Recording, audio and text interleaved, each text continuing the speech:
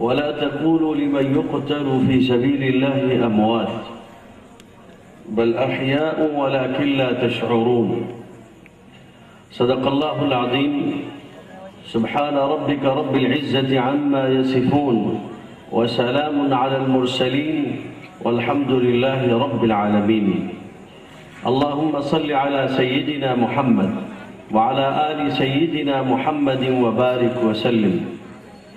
میرے واجب الاحترام قابل صد احترام حضرات علماء کرام، عزیزوں، دوستوں، بزرگوں، میں سب سے پہلے بہت مشکور ہوں ہمارے اور آپ کے درمیان آپ کے علاقے کے مفتی مصعب صاحب کا۔ انہوں نے یہ موقع عنایت فرمایا اور میں آپ کے درمیان میں حاضر ہوں۔ وقت کی قلت کی وجہ سے بلا کسی تمہید کے میں آپ سے یہ کہتا ہوں کہ مجھے اس کا احساس ہے کہ میں ایک زندہ قوم سے بات کر رہا ہوں جو ایک شاندار ماضی رکھتی ہے، جس کی تاریخ زرین واقعات سے بھری پڑی ہے۔ ہم اور آپ ماننے والے ہیں سیدنا محمد رسول اللہ صلی اللہ علیہ وآلہ وسلم کے۔ آپ صلی اللہ علیہ وسلم اس دنیا میں تشریف لائے، آپ نے انسانیت کو سہارا دیا، لوگوں کو جینا سکھلایا، یتیموں اور بیواؤں کے سروں پر ہاتھ رکھا۔ آپ صلی اللہ علیہ وسلم نے بے کسوں اور مجبوروں کے لیے راحت رسانی اور فیض رسانی کا کام کیا۔ آپ صلی اللہ علیہ وسلم نے پچھڑے طبقات کو بلند کیا۔ آپ صلی اللہ علیہ وآلہ وسلم نے دبے اور کچلے لوگوں کے اس سماج اور معاشرے میں جینے کے مواقع فراہم کیے۔ آپ صلی اللہ علیہ وسلم کی ذات اقدس ہے جس نے عورتوں کو بلند مرتبہ دلایا۔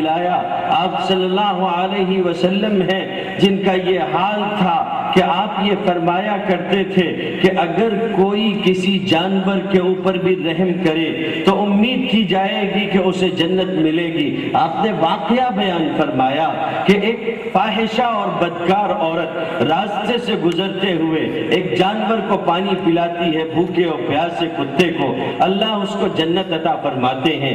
ایک آدمی اپنے گھر میں بلی باندھ کے رکھتا ہے، نہ اسے کہیں جانے دیتا ہے، نہ اسے کھانے کو دیتا ہے، مر جائے اسی عالم میں آپ نے فرمایا کہ یہ جہنمی ہو گیا۔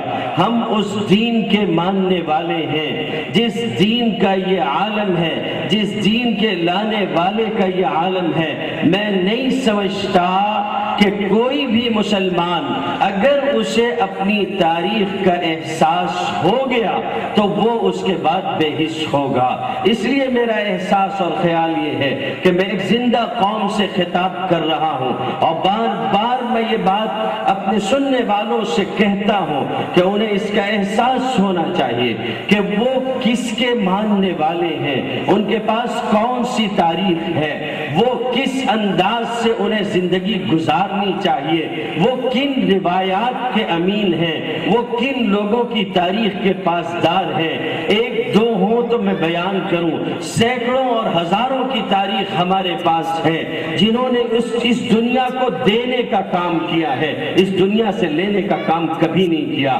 محمد صلی اللہ علیہ وسلم کے دیوانے اور ان کے مت والے بیان تو کرنے والے بہت کچھ بیان کرتے ہیں۔ لوگ کہتے ہیں کہ وہ تو دہشت پسندی کا الزام، ظلم، جبر، جور کا الزام، یہ الزام سے زیادہ اور کچھ نہیں ہے۔ دنیا نے دیکھا کہ محمد رسول اللہ صلی اللہ علیہ وسلم کے ماننے والے جب وہ میدان میں اترے، انہوں نے اپنے اخلاق سے، اپنے کردار سے، اپنی عادات سے، اپنے اطوار سے، اپنی رفتار و گفتار سے اس کائنات کے بسنے والوں کو انسانیت کا احساس دلایا۔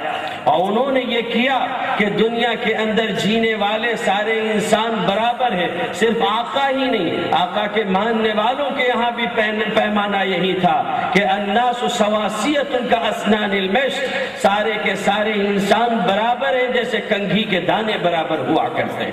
اللہ کے نبی صلی اللہ علیہ وسلم پر فرمان اتارا گیا کہ یہ بات یاد رکھنی چاہیے، من قتل نفسا جس نے کسی ایک جان کو قتل کیا، بلا وجہ قتل کیا، کوئی سبب نہیں تھا، فَكَأَنَّمَا قَتَلَ النَّاسَ جَمِيعًا، تو اس کی کیفیت یہ ہے گویا اس نے پوری انسانیت کو قتل کر دیا۔ وہ دین اور وہ مذہب جس کے ماننے والے یہ جذبہ اور حوصلہ لے کر اٹھے ہوں کہ ان کا یہ حال ہو ایک انسان کے بلا وجہ مارے جانے کو وہ پوری انسانیت کا قتل قرار دیتے ہوں، ان پر ظلم کا، جبر کا، استبداد کا، دہشت گردی اور دہشت پسندی کا الزام لگانا کسی صورت درست نہیں ہے۔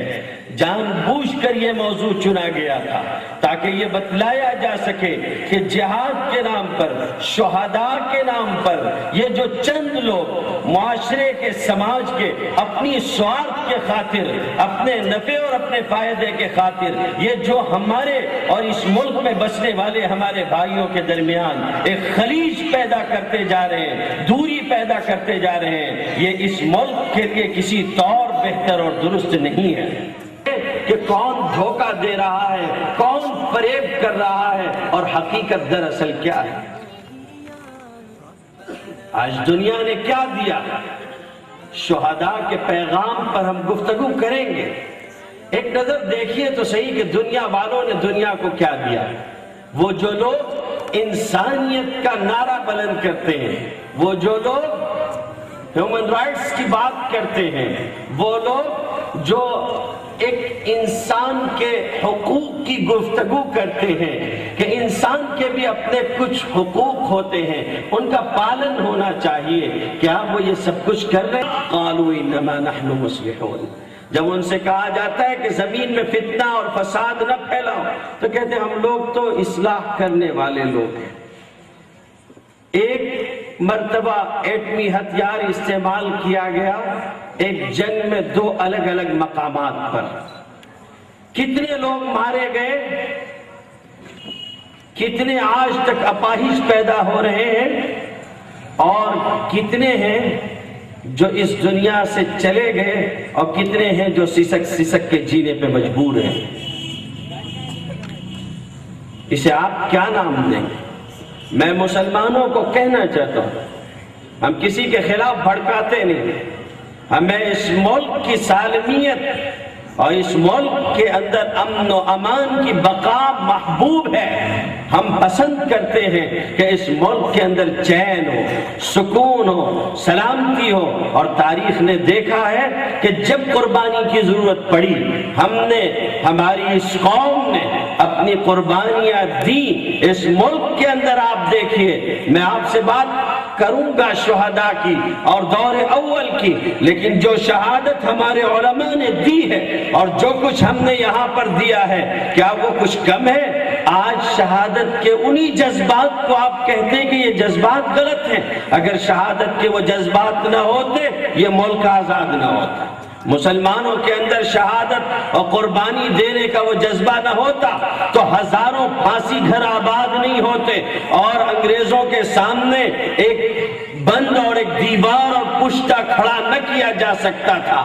اگر شہادت کے جذبات نہ ہوتے تو ٹیپو سلطان شہید نہیں ہوتا، اگر شہادت کے جذبات نہیں ہوتے تو بنگال کے اندر سراج الدولہ کی لاش زمین پر نہیں گرتی، اگر شہادت کے جذبات نہیں ہوتے تو جلیان والا باغ بھی نہیں ہوتا، اگر شہادت کے جذبات نہیں ہوتے لوگوں تو تاریخ لکھنے والوں کو لکھ لینا چاہیے کہ پھر وہ بتائیں کہ دہلی سے لے کر اور نگر اور سہارنپور اور وہاں سے لے کر پھر آگے دیگر علاقوں تک جو پھانسی کے تختے قائم کیے گئے تھے اور پھانسی کے پھندے لٹکائے گئے تھے، ان پہ لٹکایا کس کو گیا تھا؟ کس کو سور کے چمڑوں میں بند کر کے زندہ جلایا گیا تھا؟